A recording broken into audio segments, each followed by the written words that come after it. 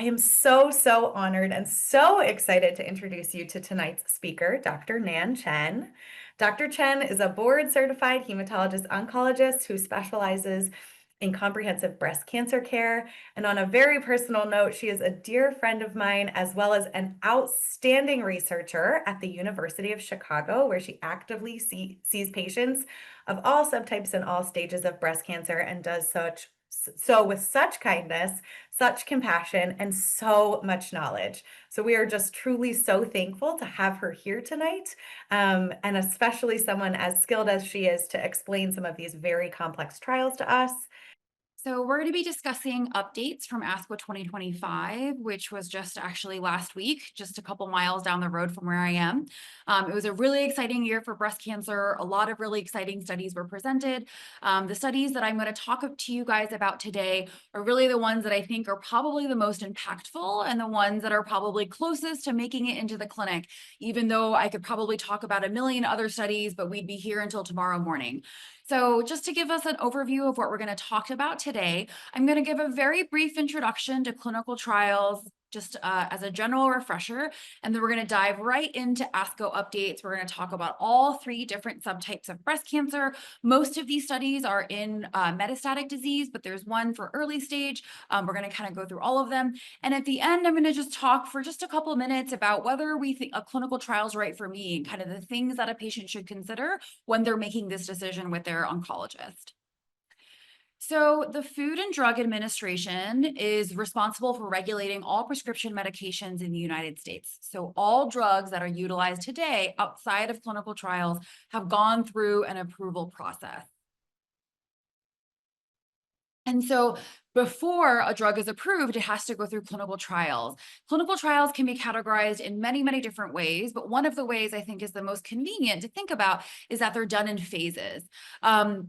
It generally goes from phase 1 to 3, and then after a drug is approved, they still do a lot of phase 4 testing, which looks at how it works in a real-world population. Phase 1 studies are usually the first types of studies that we have with a drug. It's really focused on the safety because obviously we don't want to give anything that's unsafe to our patients. And it also is looking for the right dose to give patients. And usually this is done in anywhere from 15 to 50 patients. If this study is successful, then we'll move on to what's called a phase 2 study. And this is really looking at how effective this drug is, and then what a larger portion of patients looking at its side effects. And usually these studies have somewhere around 100 patients. The studies that I'm going to be presenting today are larger studies and are primarily what we call these phase 3 studies. And these phase 3 studies are what compare the new treatment to the existing treatment that we have, because we want to make sure that what we are going or what we're trying to do is better than what we already have. These studies include large numbers of women, sometimes in the hundreds. Some studies are even in the thousands. If a phase 3 study is effective, then the drug will get what we call FDA approval, which means that then we can use it across all women with breast cancer in the United States. So there are a few settings in which we will like to do breast cancer clinical trials. One area we'll do that in is early stage breast cancer before surgery.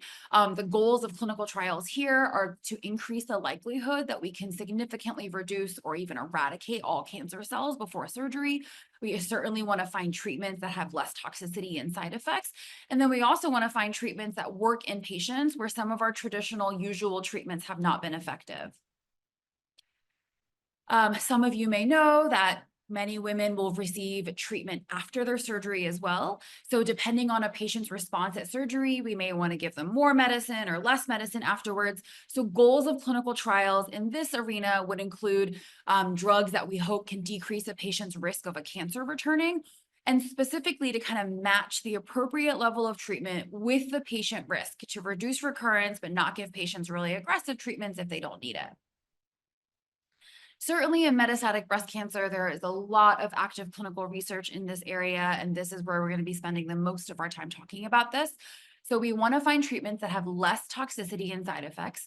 We want to find treatments that are more effective than our current drugs, and of course can extend a patient's life and improve their quality of life. And then lastly, we also want to understand how do we use our existing therapies in sequence relative to each other for maximal benefit. And that's actually a theme that we'll be talking about in some of our trials today.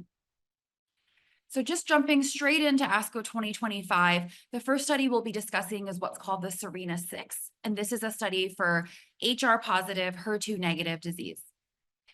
The SERENA-6 study evaluated the combination of camizestrant plus a CDK4/6 inhibitor. So these are drugs such as palbociclib, ribociclib, or abemaciclib for the treatment of emergent ESR1 mutations during first-line endocrine-based therapy ahead of disease progression in patients with HR positive, HER2 negative advanced breast cancer. So many breast cancers have these estrogen or progesterone receptors. The estrogen receptor is made from the ESR1 gene. However, this gene can actually get mutated, and that means that your estrogen receptor is always going to be on, and it's always going to be sending signals to the cell, even if we use drugs to try to turn it off. These mutations are pretty rare, about less than 5% at the time of diagnosis, but when we treat patients with medicines such as aromatase inhibitors like letrozole or anastrozole in combination with CDK4/6 inhibitors, the proportion of patients who develop these definitely gets way higher. Camizestrant is what's called an oral SERD. It's a selective estrogen receptor degrader, and it basically blocks the estrogen receptor. And it was a drug that is designed to inhibit both the mutated form of the estrogen flag as well as the normal form that isn't mutated. So these ESR1 mutations can actually be detected in a patient's blood. And some of you may have had a blood test from your oncologist that looked for different mutations, and you may have even gotten it more than once to track how it's doing over time and how it's changing. There was a previous study called the PADA-1 trial, which looked at basically when you develop this mutation, changing your aromatase inhibitor to another drug called fulvestrant to see if we could basically prevent the cancer from growing and try to control it for longer. So what the SERENA-6 study is evaluating is, can we use this drug, camizestrant, to treat emerging ESR1, meaning we're testing your blood every few months to see if you develop this change in your genes, ahead of disease progression, meaning ahead of the time where your cancer is seen to be growing on pictures, and whether us changing your normal aromatase inhibitor to camizestrant can actually extend our ability to use a CDK4/6 inhibitor in your first-line therapy. So this was a very large study. They screened over 3,000 patients, and the study was also done all over the world. So this was a global international study. They screened 3,300 patients with metastatic ER positive HER2 negative breast cancer who had been on their aromatase inhibitor with their CDK4/6 for 6 months or longer. They checked these patients every few months through a blood test to see if they developed this ESR1 mutation. And in patients who had it detected, they then changed or kept going on their treatment. And so here we see, so patients who had that ESR1 mutation in their blood, half of them just continued their usual therapy. So again, either the anastrozole and letrozole plus their CDK4/6, or they they changed it to camizestrant, which is this new drug that we're evaluating in this study. And so this is kind of a breakdown of basically the two different patient groups. Ultimately, about 150 patients in each group received either the camizestrant or continued on their AI drug. You can see these groups are pretty evenly matched. Women were about the same age in both of these groups. The same proportion of women who are postmenopausal were in both of these groups. And then you can also see the different rates of using the different CDK4/6 inhibitors. So most of the patients in this study used palbociclib as their CDK4/6, and then some patients used ribociclib and some patients used abemaciclib. And then this bottom one to point out is that there are different mutations that you can develop in your ESR1. And so there's a variety of mutations that were also included in patients in this study. And what they ultimately found was that patients who switched to the camizestrant and did not continue their aromatase inhibitor, their disease was controlled for longer. So PFS stands for progression-free survival. And basically, again, this is us saying that your cancer was controlled for longer. And more specifically, their cancer with camizestrant was controlled for about 16 months. Compared to patients who just continued on their AI, their cancer was controlled for about 9 months. So the difference was about 7 months or so. This is a slide demonstrating that we, of course, really were very concerned about patients' quality of life, and we wanted to ensure that patients' quality of life was not significantly affected by kind of changing their therapies and by their cancer. And so what this slide is showing is that patients who were switched to camizestrant, they had an improved quality of life, and their time to deterioration, meaning the time that it took for their quality of life to be deteriorated, took longer. And so you can see that the median or average time to deterioration in patients who switched to the camizestrant was about 23 months, but it was about 6.4 months in patients who continued on their aromatase inhibitor.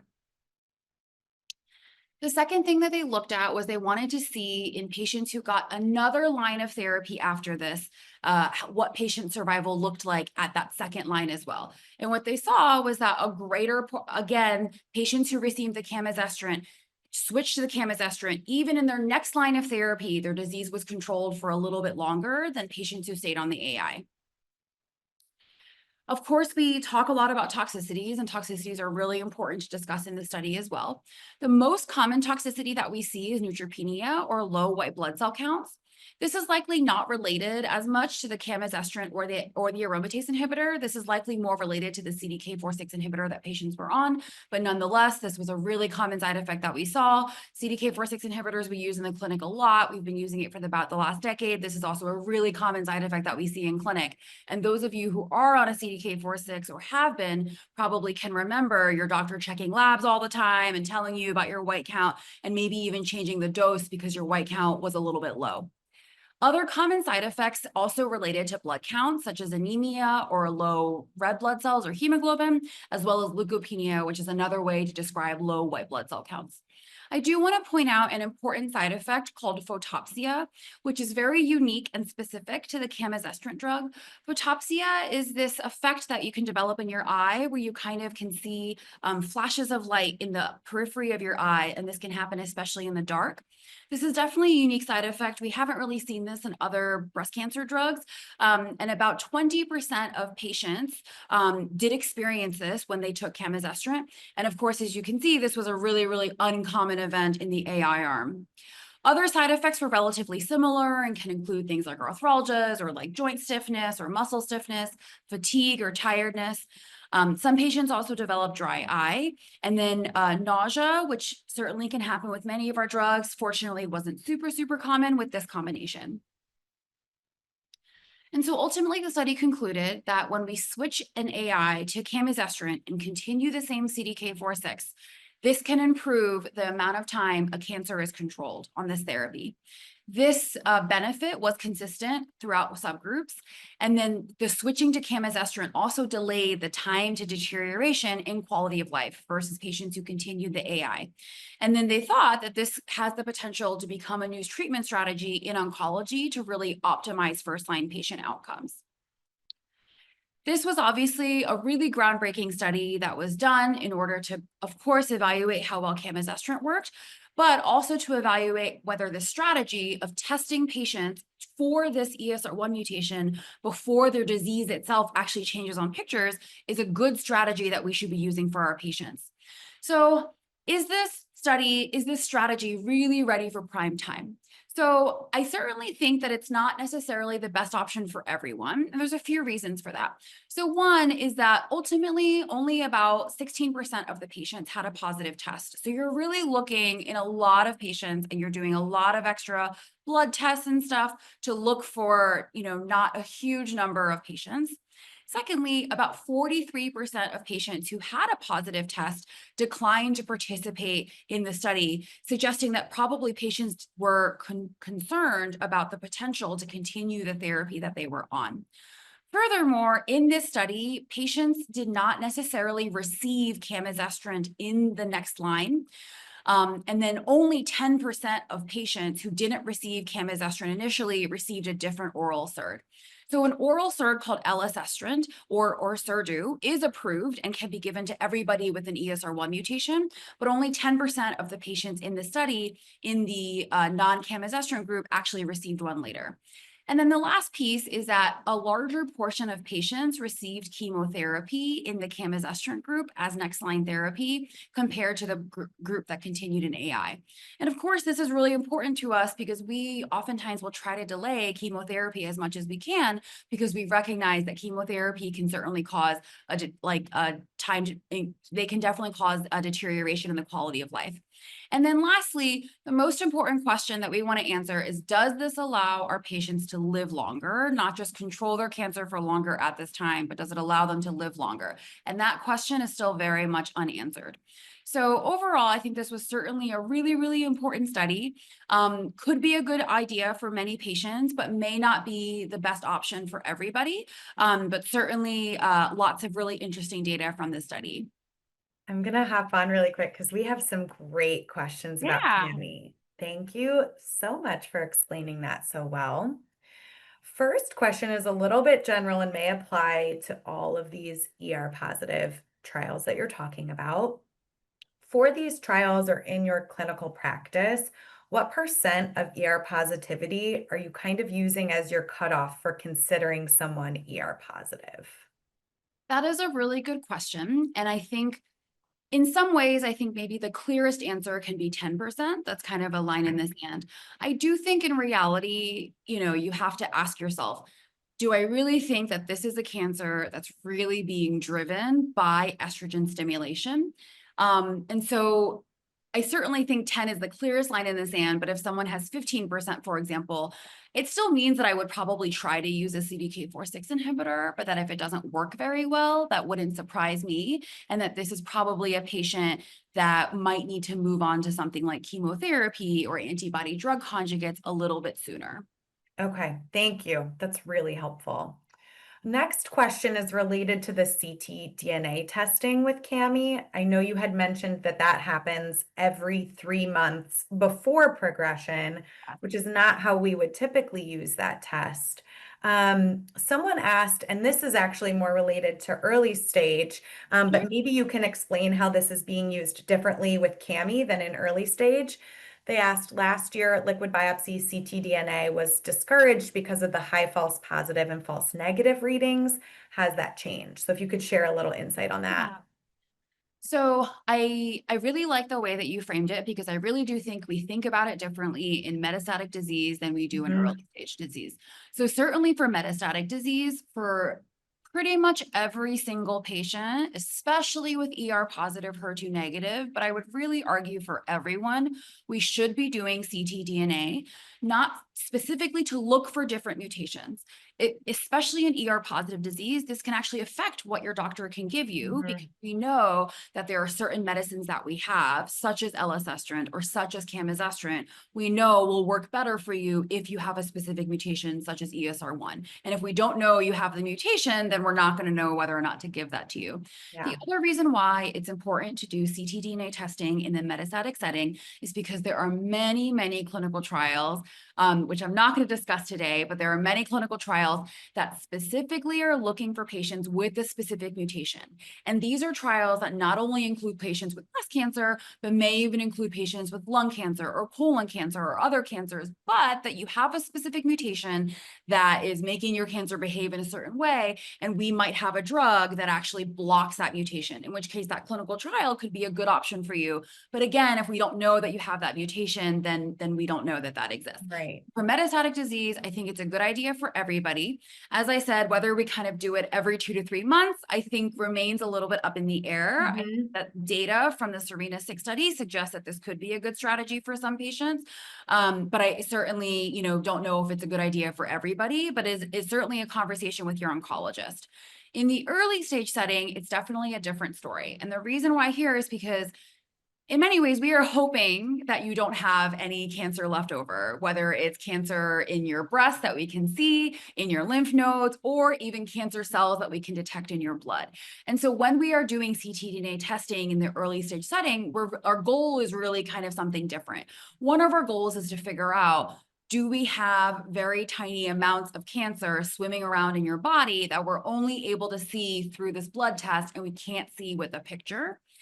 I think one of the difficulties with using it commonly in the early stage setting is that unlike in the metastatic setting where if we see a result, we can act on it. We know, oh, if we see this result, we know what to do with it. That like result to action is much more muddy in the early stage setting. Mhm. And so, I agree that these tests can have false positives or false negatives, meaning that in some patients who, they actually don't have any cancer cells for whatever reason, the test turns positive, or the opposite. This can be incredibly anxiety inducing for Mhm. patients, for their families. I mean, for everybody, it's very, very stressful. I think it's definitely a very personal decision between a patient and their oncologist, whether they want to check ctDNA in the early stage setting. I do think our tests are getting better. And so the Mhm. risk of having that situation is definitely going lower, but the risk of that happening is certainly not zero. I still think the most important piece of this, and what I always emphasize to my patients if they want me to order this test, is I want you to understand what this test can and cannot do. And so what we know about these tests in the early stage setting is that if you are positive and consistently positive, meaning we see some evidence of cancer cells or cancer DNA floating around in your blood, it it likely means you have a higher chance that the cancer is going to come back than if you're persistently negative, meaning we never Mhm. find any evidence of that. But unfortunately, we haven't really found any therapies yet that we know of that can change someone from a positive to a negative. Mhm. We also don't know what it means for someone to, for example, be negative, then positive, then negative again. There's a lot of gray in there. And so, in my opinion, if patients understand that and they still want to check and still want to know, these tests are available. But I do want to make it extra clear that there are definitely a lot of limitations to these tests. And so I think it's important for patients to understand that. That's super helpful. And I think it's really important what you highlighted. Have this conversation. See if the information that you would be able to get back from this test is something that's of value to you, and then go from there. Absolutely. A couple other really quick questions. Someone wanted just a little bit of clarification. So they said being on an AI and a CDK4/6 inhibitor can cause this ESR1 mutation based on the data that you were showing. If you could just Yes. explain that.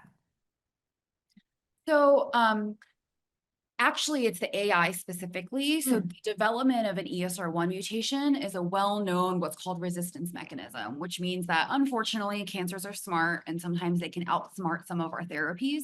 One of the ways that a cancer cell can become resistant to an AI is by essentially developing this mutation where it no longer needs estrogen to work. AIs, as some of you may know, work by basically blocking the amount of estrogen that's produced. And so you have this flag that's sitting there, but there's no estrogen to come bind to it. And so this flag isn't active. What the ESR1 mutation does is it basically makes the flag active even without estrogen. And so a Hmm. drug like an AI, which blocks the production of estrogen, isn't really going to help it. The reason why these other drugs, such as oral SERDs, as well as another drug that I'll be discussing next, work better is because it actually degrades or destroys the flag itself. So that even if it doesn't need estrogen, the flag is basically already, not active because we essentially destroy the flag there. Hmm. Very interesting. And just to clarify, patients in both groups were on two medications each, right? So you were either on your AI and your CDK4/6 or the same CDK4/6 and camizestrant. Yeah, Great. absolutely. And just to clarify, AI plus CDK4/6 is what we use all over this country as a standard treatment for women who have new ER positive, HER2 negative advanced breast cancer. Again, this study was evaluating in the portion of patients who develop this mutation, which again isn't everybody, but in that Hmm. portion of patients who develop it, was switching to a different drug better than just keeping with the same two drugs you were on. Great. Thank you. Okay, two more quick questions. Are you worried about the lead time bias in Serena 6?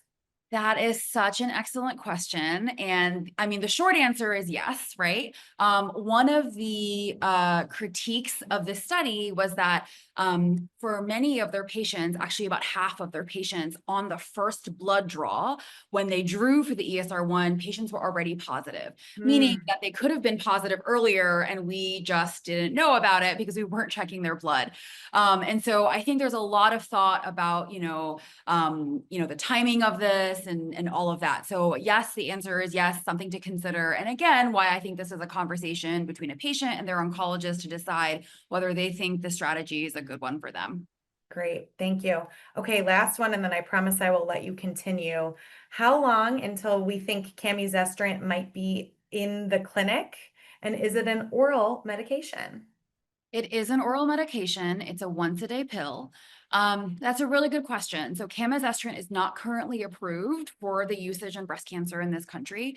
Certainly, I think with this data, camizestrant hopes to be approved, and there are also some upcoming studies looking at camizestrant in a couple different other areas.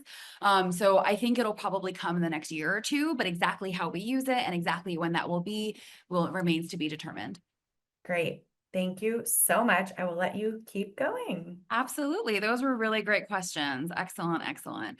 So the next study I'm going to discuss is called the VERITAC-2 study. So this is a study of something called vepdegestrant. It is a PROTAC ER degrader versus fulvestrant in ER positive, HER2 negative advanced breast cancer. These are the results of the VERITAC-2 study. So as I stated, so in ER PROTAC stands for a protein receptor destroyer, and it essentially basically actually destroys the actual estrogen receptor itself via this pathway inside the cell called ubiquitination and proteasomes. And so vepdegestrant is a selective oral, so it's also a pill, ER PROTAC, that basically will degrade both an ESR1 mutated estrogen flag as well as a wild type, so non-mutated estrogen flag. They have already done a phase 1 and phase 2 study, which showed that vepdegestrant was well tolerated and worked pretty effectively in some patients. And so who was included in this study? Patients, again, were over the age of 18, had advanced ER positive, HER2 negative breast cancer. And so these are patients who did receive a CDK4/6 and endocrine therapy earlier. They must have been on that endocrine therapy for at least 6 months, and they could not have received a prior SERD. So fulvestrant, elacestrant, they could not have received prior to this, and they also could not have received chemotherapy. So this is what we call second line, meaning that patients must have already, their disease has already grown on a CDK4/6, and now oncologists are looking for a next line of therapy for their patients. Patients were randomized to either receive fulvestrant, which is an intramuscular SERD. Some of you may have received this. It's 2 shots every 28 days, or they receive vepdegestrant, which is a pill that patients take once every day. Again, looking at the different patient groups, we see that they were pretty evenly matched. About 40% of patients in both of the groups had an ESR1 mutation. About 80% of patients in both groups had 1 line of therapy, and then a minority, about 20%, had 2 lines of therapy. Everyone had received a prior CDK4/6. And again, most of those patients who had a prior CDK4/6 got palbociclib, but a portion also got ribociclib as well as abemaciclib. So what we are looking at again is a curve looking at progression-free survival. So how long was a patient's cancer controlled before they had to go on to another line of therapy? And what they showed was that in patients with an ESR1 mutation specifically, so this was about 40% of the population, they saw that for patients who were getting fulvestrant, which is the standard of care, their disease was controlled for about 2 months, whereas patients who received vepdegestrant, their disease was controlled for about 5 months. So this was a positive study demonstrating that vepdegestrant in this specific setting was better than fulvestrant for these patients with an ESR1 mutation. They also looked at how long the cancer was controlled in all patients, so not just ESR1 mutated patients, but patients even without an ESR1 mutation. And they saw that probably in an all-comer population, vepdegestrant was not any better than fulvestrant. So really the benefit of vepdegestrant over fulvestrant was limited to patients with an ESR1 mutation. Of course, again, we want to talk about the safety and how well these drugs are tolerated. So overall, very, very few patients, about 3% in the vepdegestrant group and 1% in the fulvestrant group, required a dose reduction, and then there was only or to discontinue treatment. So overall, these drugs were very well tolerated. Not that many patients needed to stop the drug or dose reduce the drug. Nonetheless, probably the most common side effect they saw was fatigue, which I think many patients have experienced. About 27% of patients, or about a third of patients who received vepdegestrant, had fatigue, and about 16% of patients with fulvestrant also had fatigue. The next most common side effect they noticed was that they could notice an ALT or AST increase, which are elevations in the liver enzymes. Patients are very rarely noticing these symptoms, but this is the reason why your doctors are checking labs. But this will also happen in about 14% of patients. Some patients notice a little bit of nausea. In some patients, there was a little bit of lower decreased blood counts. The good news is that for grade 3 or 4, meaning these are the higher severity side effects, very few patients experienced higher severity side effects, meaning that there were some low grade or mild side effects, but very few patients experienced severe side effects with vepdegestrant. So ultimately, vepdegestrant is the first PROTAC to be evaluated in a large phase 3 study. Oral vepdegestrant demonstrated improvement in progression-free survival, or how long we could keep cancer controlled, in patients with ESR1 mutated, ER positive, HER2 negative breast cancer. They're still looking at overall survival, or how long patients are living with their cancer, so that data is not available yet. And that vepdegestrant was a pretty well-tolerated drug. There were very few adverse events that led to dose reduction or discontinuation, and patients mostly had very mild side effects. We have less questions about this one, if you can believe it. I know Cami was a big one. But one general question for these HR positive trials. Yeah. If someone is HR positive but HER2 low, are they able to try these new drugs? Yes. So HER2 low is a subcategory of HER2 negative. All Okay. HER2 low patients are HER2 negative, but not all HER2 negative patients are HER2 low. Amazing. Okay, another question. Can you explain the difference between vepdegestrant and fulvestrant? Yeah, that's a great question. So both of these drugs are drugs that target the estrogen flag that is present on the outside of cancer cells that have it, which is again about 60 to 70% of breast cancers. The way that fulvestrant works is it is a SERD, meaning it's called a selective estrogen receptor degrader. And so it essentially degrades the flag on the cell surface. The PROTACs work a little bit differently, where instead of degrading it at the cell surface, it kind of almost sucks the flag into the cell, and then the body degrades it in a different way using what's called the ubiquitination proteasome pathway. It's just a different way for that flag to be degraded. But ultimately, the end goal of both of these medicines is to degrade the estrogen flag. They just do it in two different ways. I really love the large words that you just threw at me on this Thursday evening. I personally hate them, but sometimes they have to be used. Well, and I think you mentioned this, but PROTACs, I mean, this is a first-in-class PROTAC, right? This is kind of Absolutely. This is the brand first new. time that we've developed a drug. And this is, there are other PROTACs that exist, but they're earlier in development. So this is the first PROTAC that we're seeing in such a large study, and to see how it performs. And you are absolutely correct. This is the first PROTAC in breast cancer that's kind of made it this far. Why, I'm going off script here, but I have a question. Yeah. Why do we think that this worked better for ESR1 mutations than in the non-mutated group? Because I know the hope was kind of that it would work for both. Absolutely. And that's a really good question. I think it has a lot to do with even the reason why the SERDs also work better for ESR1 mutated tumors than not. There's a lot about the biology of how the estrogen signaling works, and also how dependent on estrogen signaling the tumor cell is, right? Because it works better in a tumor cell that's really dependent on the estrogen to keep it from going, or to keep it going rather. This is a kind of a fancy way of saying, I don't think anyone knows 100%. I think that's one leading thought of why that's the case. And I think there are other drugs that do other things to the ER receptor, and it remains to be seen if we can find a drug that kind of works equally well in everybody. Great, thank you. And I Yeah. know we do still have some residual questions from the Cami, and so if we have time at the end, I'll ask No, them. But absolutely. I'm really excited to hear about trade, so I'll pass it Great. back to you. So the TRADE study is a phase 2 trial to assess the tolerability of abemaciclib dose escalation in early stage HR-positive, HER2-negative breast cancer. So abemaciclib is one of the CDK4/6 inhibitors. We've been using it in metastatic breast cancer since 2018 when it was approved, but more recently, it was approved in the early stage setting for high-risk HR-positive, HER2-negative breast cancer.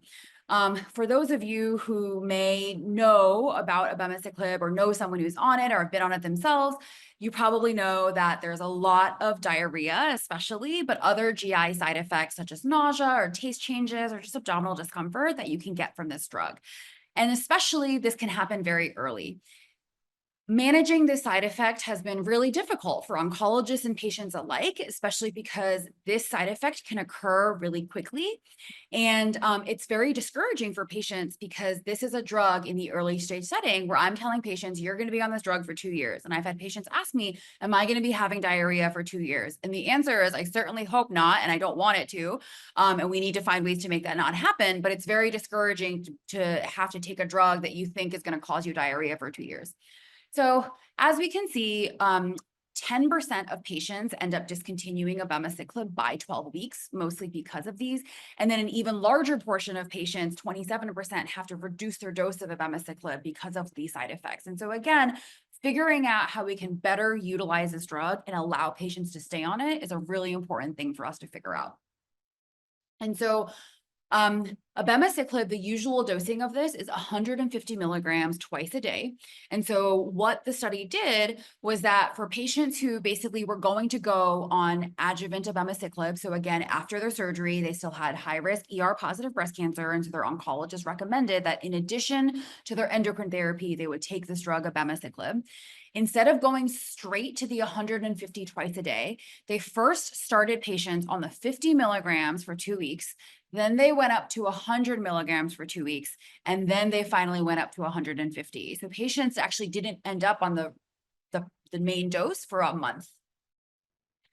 And so this study included 90 patients. This was a study that was primarily done at a cancer center called Dana-Farber, which is in Boston, Massachusetts. You can see here that most of the patients were white. There were a few Asian patients and Black patients, and that about half the patients were stage 2 disease and about half the patients were stage 3 disease. And what they saw was that 71% of patients were able to make it to the target dose of 150 milligrams twice a day, that only about 13% of patients couldn't maintain that full dose, and then about 9% of patients didn't reach the full dose. So ultimately, most patients were able to meet the primary endpoint, which is to get into and maintain this target dose of 150 twice a day. And so ultimately, what this showed is that it allowed a greater number of patients than what we would expect to reach and maintain the 150 twice daily dosing than what was noted in the study that approved the abemaciclib. And that even at 12 weeks, so longer than being at the full dose, over 90% of patients were able to continue on therapy. There were some patients who stayed on therapy at lower doses of either 50 or 100, but they were able to stay on the drug without discontinuing it, which is still a win. And that this early dose escalation strategy could be considered in some patients when we're starting abema, with the hope that this allows more patients to stay on the drug for longer. So interesting. This escalation scale seems like such a great practice change in order to make Yeah. this more tolerable. There was a question that I'm interested in your opinion on. There's been a lot of chatter that a dose reduction in Abema or Verzenio is just as effective as taking the full dose. So can you shed a little bit of light on that? So I'm going to say that it's not even chatter. It's absolutely true. In the Great. original study, which was the Monarchy study that evaluated abemaciclib in this patient population, they actually looked at patients who stayed on full dose abemaciclib throughout the 2 years versus patients who had to reduce their dose down to 100. And what they saw was that their outcomes, meaning how likely it was that their cancer came back, was not affected or not any different in patients who took the 150 50 or the 100. And so Hmm. to me, that means that, we obviously want our patients to be on these drugs as long as we can, but that we don't have to push extremely hard to keep patients on the 150. Some patients that may be the right dose for them, and that's amazing. But in many patients that may not be the right dose, and 100, in my experience, has worked out a lot better for most people. Great. I remember that as well from working with Yeah. you. Yes. A question came in about what is considered high risk. I know this has been top of mind with the inclusion of CDK4/6 in the early stage setting. So how do they define high risk for monarchy or for qualifying to get these CDK4/6 in the early stage? So specifically for abemaciclib, the way they defined high risk was that you must have had lymph nodes. So the cancer must have gone to the lymph nodes, at least in your armpit, or it could have Mhm. gone to lymph nodes in other areas near your breast. In addition to that, you must have had another feature. And so one of those features could be that your cancer is over 5 centimeters. Another feature can be that your cancer is what we call high grade. And that's again something that's on your pathology report, or another way to say it is grade 3. And then another feature that it could be is that it could have something called a Ki-67, which is basically a marker of how quickly cells are dividing, and that number should be 20 or greater. And so basically this set of criteria is what we use to define that. There is another CDK4/6 inhibitor called ribociclib that is also now approved in the early stage setting, and that was based on the Natalie study. The way that they defined high risk is much simpler, and it was basically anyone with stage 2 or stage 3 disease. Okay. Okay. Great. And just to clarify too, for everyone listening, grade 3 does not mean stage 3. Grade Yes. 3 is how your cells look under a microscope on your pathology report, and stage 3 is going to determine size and spread. Absolutely. Grade 3 is a feature of the cancer cells themselves, whereas stage 3 basically is a description of how much cancer you have or the volume. Great. Thank you. Someone was asking, so trade obviously was done in the early stage setting for Verzenio or abemaciclib. Is there thoughts about using this dosing escalation for MBC as well? That's a really good question. Of course, the trade study didn't include patients with metastatic breast cancer, and I'm not aware of another study kind of repeating this in the metastatic setting.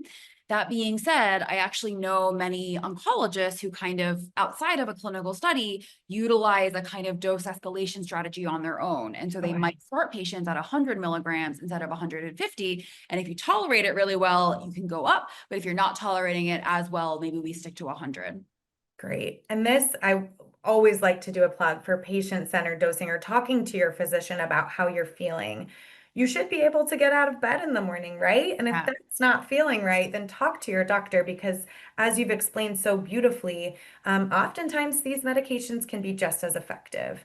So that's really, really helpful. There's no way that I want a patient to be having diarrhea for 2 years. There's no point in curing your cancer, but ruining your life anyway.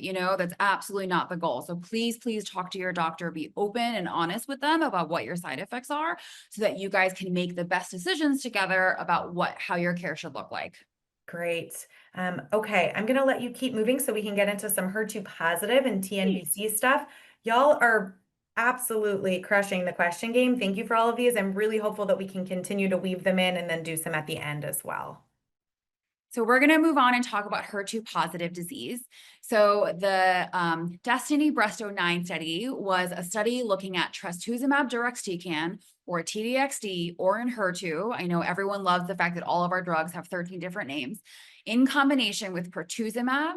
And that was compared to either a taxane, so a drug like paclitaxel or Taxotere, with trastuzumab and pertuzumab for the first line treatment of patients with HER2 positive advanced breast cancer. So trastuzumab deruxtecan and pertuzumab are both drugs that act on the HER2.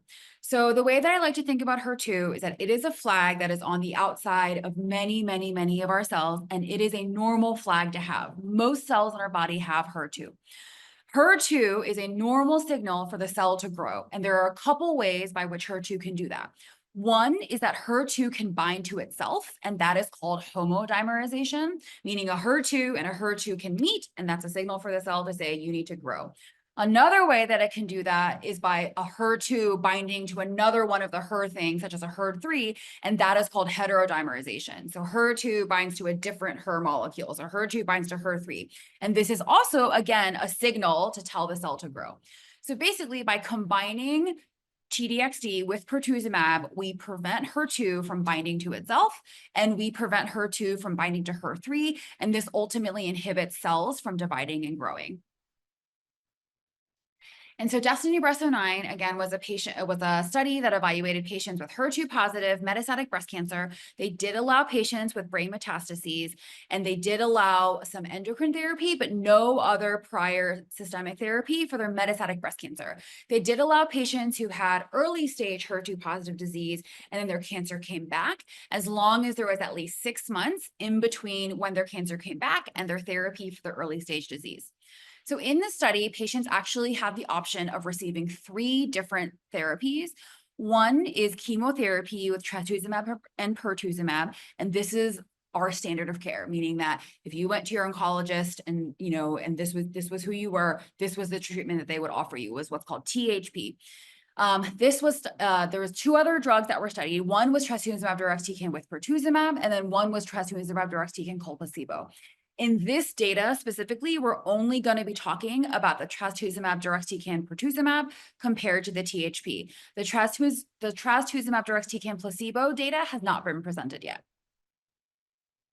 And so again, looking at the different patient population, we see this was again also a global study, including Asia, Europe, North America, South America. Most patients were what we call HER2 positive 3+, meaning they were very, very HER2 positive. And then there were some patients who were HER2 2+, but still HER2 positive. About half the patients were ER positive as well. So ER positive, HER2 positive, and about half the patients were ER negative, HER2 positive. The primary objective of the study was to evaluate how long patients were on study and how long patients' cancer was controlled before they had to move on to something else. And so in the blue line, we see the T-DXd, and in the gray line, we see the chemotherapy plus the HP. And we see that patients with the T-DXd and pertuzumab, their cancer was controlled for a longer period of time compared to patients who received the chemo with the HP. And specifically, their cancer was controlled for about 41 months compared to about 27 months for patients who were getting the chemotherapy.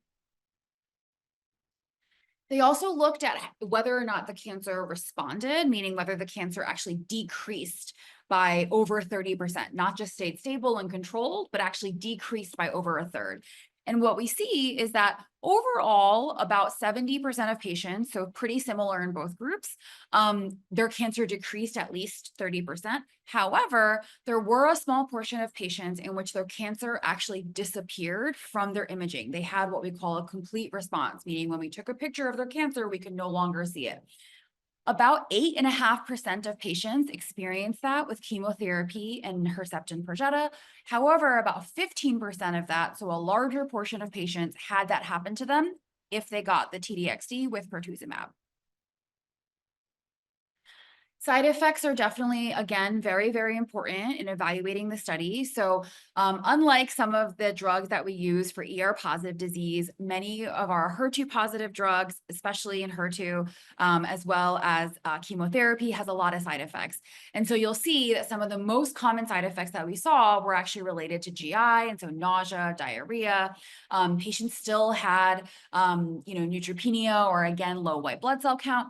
What the study was really trying to evaluate was, T-DXd is a drug that we're already using in HER2 positive disease. I think many of you were actually using it in HER2 low disease. So some of you who have even triple negative breast cancer or ER positive HER2 low cancer may have also gotten T-DXd as well. What we're really trying to figure out in the study is whether using it earlier, so instead of waiting until somebody their cancer has already become resistant to chemotherapy and HP, whether using it earlier is better for patients. A lot of the side effects that we see are side effects that are already known about T-DXd. So I would say that this side effect profile is not anything new than what we would have otherwise expected, both based on previous trials of T-DXd, but also real world experiences with these drugs. The other thing I want to point out is that Interstitial lung disease, which is a really important side effect of trastuzumab deruxtecan, was seen in the study as well. And actually, unfortunately, 3 patients passed away because of the interstitial lung disease. Interstitial lung disease, or ILD, is basically a condition in which the drug stimulates the HER2 and it causes an inflammatory response in your lungs that can lead to scarring. Some of the symptoms of ILD are things like cough or shortness of breath. I always tell my patients that I'm starting them on this drug, please, please let me know if you develop a cough or shortness of breath, or you notice that, you are unable to walk as long of a distance without becoming short of breath. It's really important to pay attention to. And that's because, unfortunately, this happens in about 7 to 8% of patients, and that unfortunately patients do die from this. That was seen in the study as well. But, again, this is not different than what we've seen in previous studies with this TDXD. And so ultimately what they saw was that TDXD in combination with pertuzumab did demonstrate that patients were able to have their cancer controlled for longer as compared to chemotherapy with Herceptin and pertuzumab. And that the average amount of time that someone had their cancer controlled was almost 41 months with this therapy. Which is over 3 years, and that they had a complete response in 15% of their patients. They're also looking at overall survival data, looking with these drugs. That is not yet mature, but it's favoring the TDXD as well. And then the safety data with these drugs is consistent with what we already know. Here I come. I have more questions for you. Great. The first one is a tricky one. They ask, I would be hesitant to use Destiny-09 as first line given the side effects when Patina has much less side effects and comparable PFS. When would you choose Destiny-09? Did somebody take this question out of my mouth and into my ear? So that is such an excellent point. So Destiny Breast 09 included patients with ER positive, HER2 negative, as well as ER negative, HER2 positive as well. Oh. Yeah. So it basically included everyone. So I agree with you. And actually the Patina data, and just to remind those of you who may not be familiar with what Patina did. So Patina was a study in which patients received chemotherapy with the Herceptin Perjeta, so that THP, and then patients in which their cancer did not, or their cancer was not resistant to that, and they were ER positive, they basically were started on endocrine therapy, so tamoxifen, letrozole, and they actually got a CDK4/6 inhibitor, so palbociclib. And that was probably the largest study that evaluated a CDK4/6 inhibitor in HER2 positive patients, ER positive, HER2 positive patients. So actually the median progression-free survival, or again, the amount of time a disease is controlled for each patient on average, was also about 40 months. So quite similar to what we're seeing in Destiny Breast 09. I think you are really hitting the nail right on the head that efficacy or how well a drug works is certainly not the most and only thing that we think about when we're recommending drugs or when we're discussing drugs with our patients. Quality of life, safety, and tolerability are all really, really important things.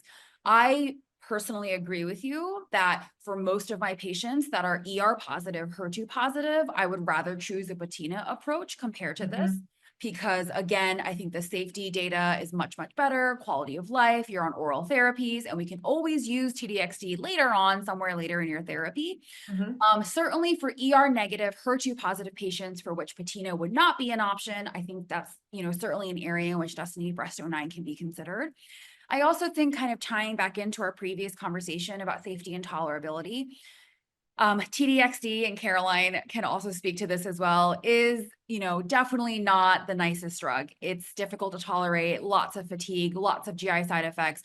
I am not shy about decreasing doses, about holding doses, about doing what we need to do for patients to continue to feel well. This is a drug that definitely works very well in many patients, but it is also a drug where you can run into issues. And so it's definitely a delicate balance and making sure that we are not being too aggressive with people, because as we said, there's no point in being too aggressive. It's always important to balance that and make sure that patients are feeling well and doing well during treatment. And if every oncologist could listen to their patients like you listen to yours, the world would be a better place because you take such good care. Okay, another question for you. So if someone progresses on THP, would you consider doing Enhertu and Perjeta? Would you reintroduce Perjeta if they progressed on HP previously, or would you just do Enhertu? So that's a really good question. The Perjeta, the TDXD plus P and the THP is the same P. So it's the same Hmm. Perjeta that we're using. So I would say that if you were on THP and even on HP for a period of time, and then that stopped working, I probably wouldn't give you the P again, just because again, this is a drug that your cancer's seen. This is a drug that your cancer has grown on and probably Mm-hmm. developed resistance to. That being said, if there's some scenario in which for some reason you weren't on the P, and as long as the reason wasn't because the P was giving you lots of diarrhea and causing issues, then I think it's something that can be considered. But I would say most patients are on the HP, and if you're not on the P, it's more likely to be related to a side effect issue, not because we didn't want to do it. Got it. Someone was also asking if Phesgo alone performed better than Phesgo and Taxol. So Phesgo is basically a combination of the H and P. So the H and P can be given separately in IV drugs. These are bags that hang and take like half an hour to give. Phesgo is basically a shot that you can give over the course of 5 minutes. In terms, if we compare Phesgo to HP specifically, there is no difference in how well it works, and there's no difference in side effects. And so what I like to say to patients is it's purely a convenience thing. If you Mm-hmm. would like a shorter way to give you your medicine and you're okay with shots, I think it's a great option. I have some patients who are like, yes, sign me up. That sounds amazing. And I have some patients who are like, you know what? I don't like shots. I'd rather just do the IV, or I want to do what's worked for me. Also totally fine and totally reasonable. When you add the THP to HP, then you're adding chemotherapy. You can even add the T to Phesgo. The Phesgo really is just kind of like a different way to give the HP part. Great. Thank you so much. And when would you give carbo in a THP versus a TCHP regimen? Because we know we love talking about random letters combined. I know it's like alphabet soup. It's not confusing at all. No. I would probably say in 2025, in the metastatic setting, there are not really a lot of scenarios in which I would use carboplatin for a HER2 Okay. patient. Okay. Early stage setting is a different story, and TCHP is used pretty commonly, and I think that's a totally reasonable idea. But I probably would not use carbo in the metastatic setting. I'd probably just do THP. Great. Last question. What would be your second line choice of therapy after Enhertu? Oh my goodness. So that is truly the $1 million question in HER2 positive breast cancer right now. Mm-hmm. In reality, we actually do not have any drugs in a large clinical study like the ones I've shown that has demonstrated performance after TDXD. There are many other options of things we can do. So for example, some patients can get THP after TDXD. For example, in the study, if you got TDXD first, you can also give other drugs such as TDM1 or Kadcyla. You can Mm-hmm. also do tucatinib, which is another HER2 blocker that comes in a pill, and you can combine that with chemo and other things that go together. The reality is that none of those regimens were actually evaluated in patients who already received TDXD. And so we don't totally know how they perform. However, in 2025, we have to kind of work with what we have to work with. And so I would say afterwards, it depends on the patient. Certainly, if someone has brain disease and I'm really worried and wanting to make sure that we're giving something that can cross the blood-brain barrier, I would probably reach for a drug like tucatinib, in order to make sure that we're keeping up with that.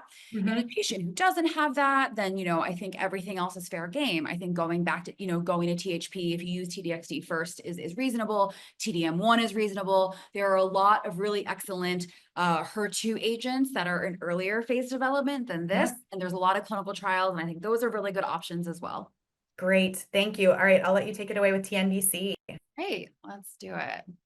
Okay, so the Ascendo 4 study is a little bit similar to Destiny Breast 09 in that it's evaluating a drug that we already use in triple negative breast cancer and trying to see should we use it earlier. So this study is sacituzumab govitecan plus pembrolizumab versus chemotherapy plus pembrolizumab in patients with previously untreated PD-L1 positive advanced TNBC. So metastatic TNBC for a very long time was treated purely with chemotherapy. And frankly, chemotherapy did not work very well, and we were doing a horrible job taking care of our patients. about a few years ago, we realized that immunotherapy may have a role in these patients. And so we did some studies evaluating whether immunotherapy would be beneficial and in which patients it would be beneficial. And what came out of those studies is that in patients with a flag called PD-L1, so this is a flag, just like ER is a flag, just like HER2 is a flag, but it's a different flag. So in patients with a lot of PD-L1 flags, giving immunotherapy such as pembrolizumab was really helpful. But in patients who did not have a lot of PD-L1, so they're what we call PD-L1 negative, giving them pembrolizumab was not that helpful. Nonetheless, even in patients who got pembrolizumab with chemo, their cancer was under control for still about 9 months or so, which, is better than what we were doing before, but still not where we want it to be. And so really we wanted, so really there's a lot of room for improvement in this. So sacituzumab govitecan is what's called a TROP2 antibody drug conjugate. So TROP2 is, if you think about this drug like a missile, TROP2 is the target that it's going after, and then it has a chemotherapy payload. So it basically holds its chemotherapy tight until it gets to the flag, meets up with the flag, gets ingested by the cell, and then releases the chemo locally, specifically in the area where the tumor is. Sacituzumab govitecan has been used in triple-negative breast cancer for the last few years. It has shown that in second line and beyond, it is better than chemo. It helps patients stay alive longer than chemo. It helps patients control their cancer for longer than chemo. And so what the study looked at is patients who are PD-L1 positive, so have a lot of that PD-L1 flag, and then have not had treatment for metastatic TNBC. They were randomized to receive either chemotherapy or pembrolizumab, or to receive sacituzumab with pembro. So basically replacing the chemo with sacituzumab or saci. So again, looking at kind of the patient population and who these patients are, overall, the patient populations are pretty similar between the two groups. Only about a third of these patients had what we call de novo triple-negative breast cancer, meaning that their cancer at diagnosis was already metastatic. Most of these patients actually had early-stage breast cancer, and then unfortunately their breast cancer came back.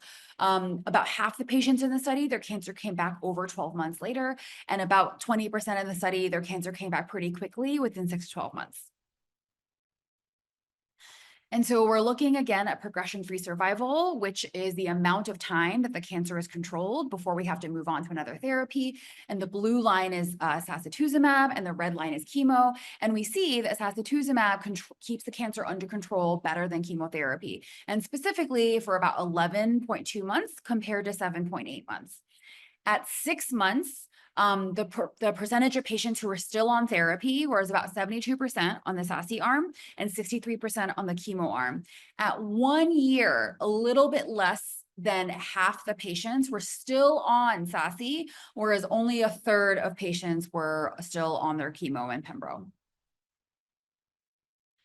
And what we see is not only did it keep the cancer controlled, but the duration of the response was also better in sacituzumab compared to chemotherapy. And then more patients had their cancer decrease. So basically, the objective response rate is the proportion of patients where their cancer their cancer declined by over 30%. And so about 60% of patients had that happen with saci, and only about 53% of patients in chemo.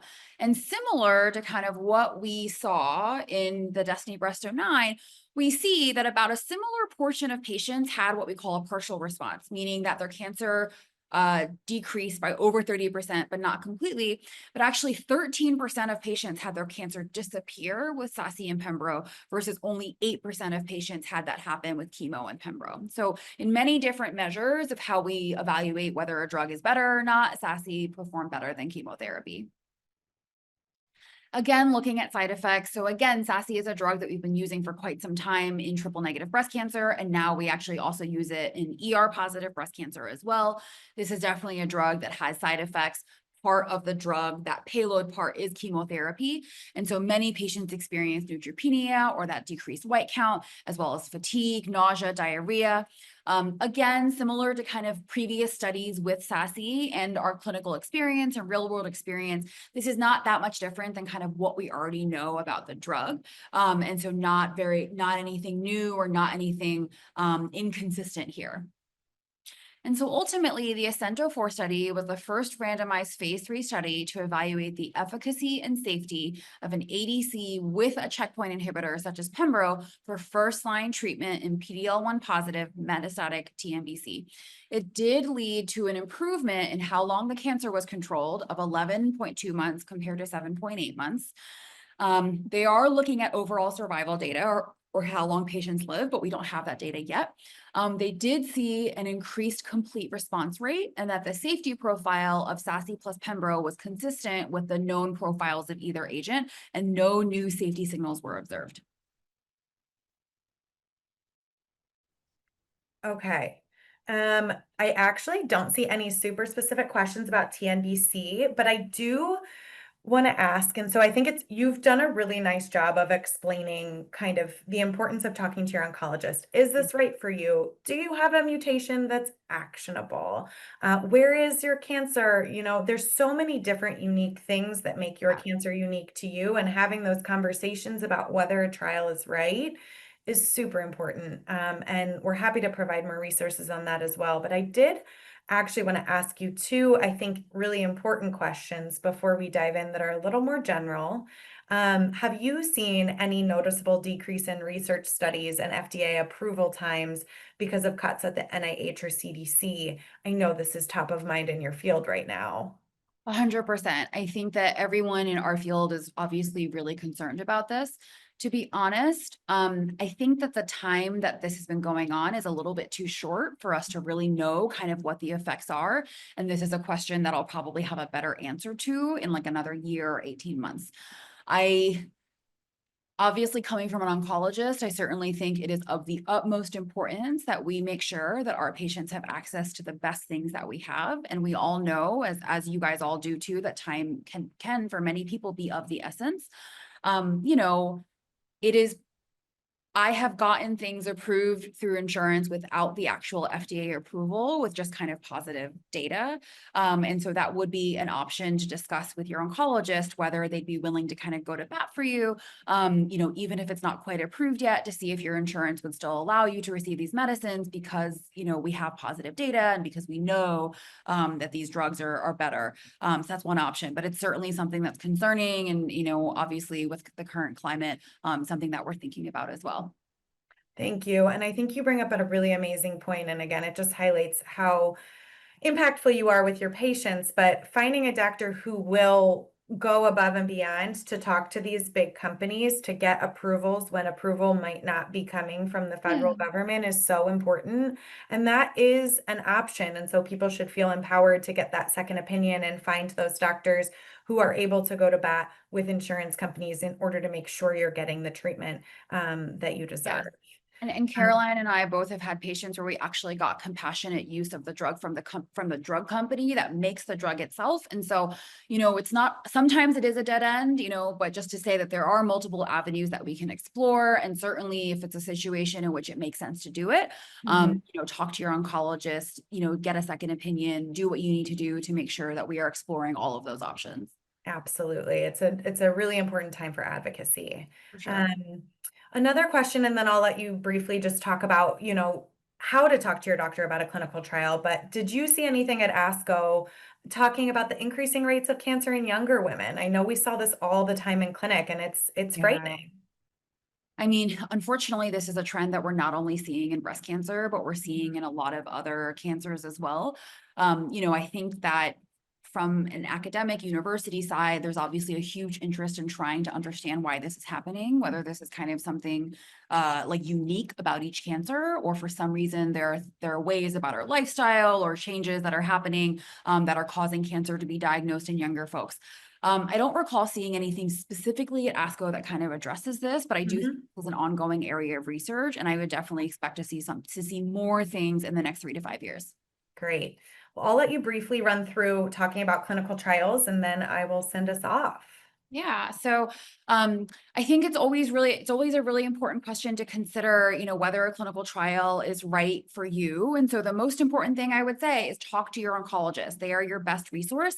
So some example questions you can ask them is there a clinical trial that you can suggest for me? Can you provide additional information about this trial? Sometimes in clinical trials, you may have to come in more frequently than you otherwise would. So how often will I have to be seen? What are the side effects I may experience? Does it include a placebo? Will I get one? And then, we want to be very realistic. What costs are covered by the trial? So all of these questions and many, many more are totally valid questions for your oncologist. And these are questions that I get all the time. I might not be the best person to answer them, but your oncologist should have a clinical team that may include a nurse, a research coordinator, managers, other people who can basically help you figure out the clearest idea of whether or not a clinical trial is the best option for you.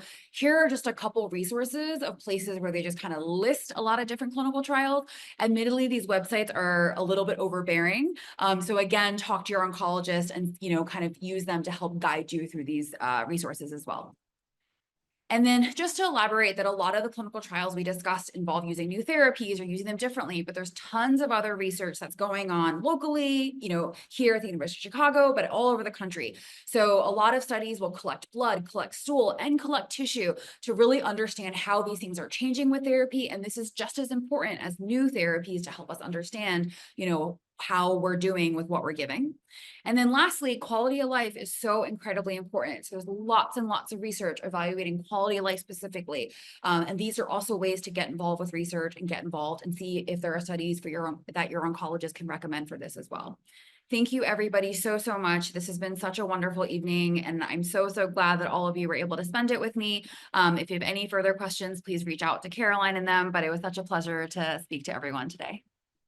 Dr. Chen, you are an absolute gem. You are so full of knowledge, so caring for your patients. And I know we didn't get to answer everyone's questions tonight. I know we didn't get to talk about every trial, but you did such a nice job of highlighting the immense amount of information and very, very high level information that came out of ASCO.